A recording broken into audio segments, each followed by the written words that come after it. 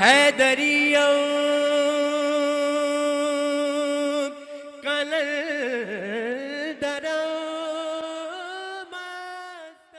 گرامی، اب یہ حجاج یہ بہت زیادہ اس کا یہ بھانجا محمد بن قاسم، ایک اور نام یہ جو بنو امیہ کے آخری دور میں، اور پھر یہ بنی عباس کا ایک بہت بڑا گورنر تھا، ابو مسلم خراسانی ہے، ایرانی۔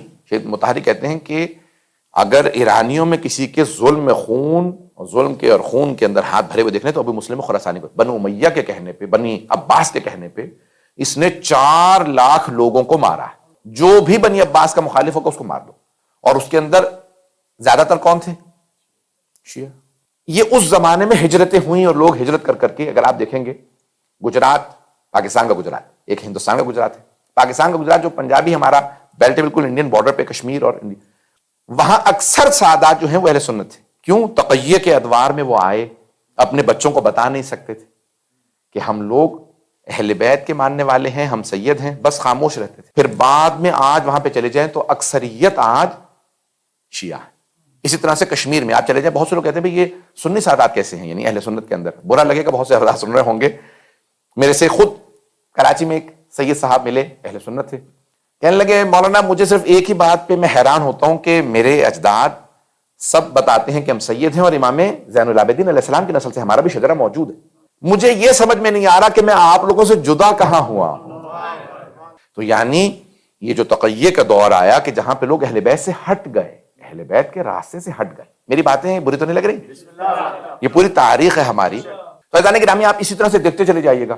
اور میں جب 2.5 برس پہلے جب ہندوستان جانے کا پہلی دفعہ اتفاق ہوا تو میں اپنے آبائی وطن بھی گیا، غازی آباد میں، یوپی میں۔ تو وہاں جانے کے بعد مجھے بھی بزرگوں نے بتایا کہ ہمارے جو اجداد تھے وہ بھی اورنگزیب کے زمانے میں اس نے کہا کہ بھی تم سب دوبارہ کلمہ پڑھو، یعنی صرف علی ولی اللہ کا انکار کرو، نہیں تو سب کو مار دیا جائے گا۔ اور وہاں سادات کے قتل بہت ہوئے ہیں۔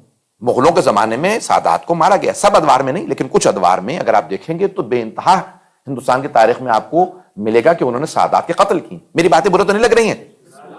یہ سب ہوا ہے، شیعوں کو مارا گیا۔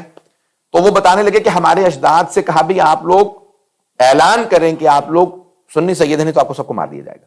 تو کہا سب نے میٹنگ بلائی، جو چند 100 گھر تھے، یہ چند جس نے بھی رہے ہوں گے اس زمانے میں، تو کہا کیا کیا جائے؟ تو کہا کہ اب یہ ہمیشہ تو زندہ نہیں رہے گا، جب تک اس کا دور ہے ہم خاموشی سے گھروں میں چھپ کے مجلسیں کر لیں گے۔ تو اعلان کر دو کہ ہاں ٹھیک ہے، ہم لوگوں نے سنی مذہب اختیار کر لیا۔ جب باہر جاتے تھے تو پھر کیا کرتے تھے کہ جہاں جہاں بادشاہوں کے جاسوس بیٹھے ہوتے تھے ہاتھ باندھ لیتے تھے، گھروں میں آ کے پھر دوبارہ نمازیں دہراتے، تکرار کرتے۔ چھپ کے مجالس ہوتی تھی۔ اسی ہندوستان کی تاریخ میں ایک ایسا دور گزرا ہے، یعنی برصغیر پاک و ہند کے دور میں، کہ لوگوں نے چھپ چھپ کے مجالس کی۔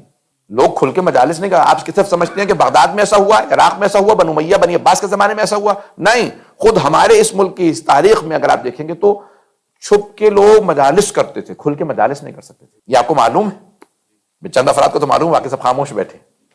سننا چاہیں گے حضرات؟ میں پیش کروں کہ جب وہ جیسے ہی اورنگزیب مرا تو پھر سب نے دوبارہ اعلان کیا کہ ہم لوگ شیعہ ہیں، ہم سادات ہیں، اور آل محمد علیہ السلام کے گھرانے سے، امام رضا کی نسل۔ اب وہ کہتے ہیں، ہمارے جو وہاں کے بزرگ تھے وہ کہتے تھے کہ اسی دوران بہت سے لوگ ہجرت کر کے چلے گئے۔ اب یہ معلوم نہیں ہے کہ وہ اپنے بچوں کو بتا سکے یا نہیں بتا سکے۔ ایسے بہت سے لوگ پھر اہل سنت سادات میں رہ گئے۔ اس طرح سے آپ کو بہت سے بڑے بڑے علماء مل جائیں گے، اور بہت سے اہل سنت کے اندر کہ جو کہتے ہیں کہ ہم سادات ہیں، لیکن کہیں نہ کہیں تو وہ اہل بیت سے دور ہوئے ہیں، کہ جو دشمنوں کو ماننے لگے۔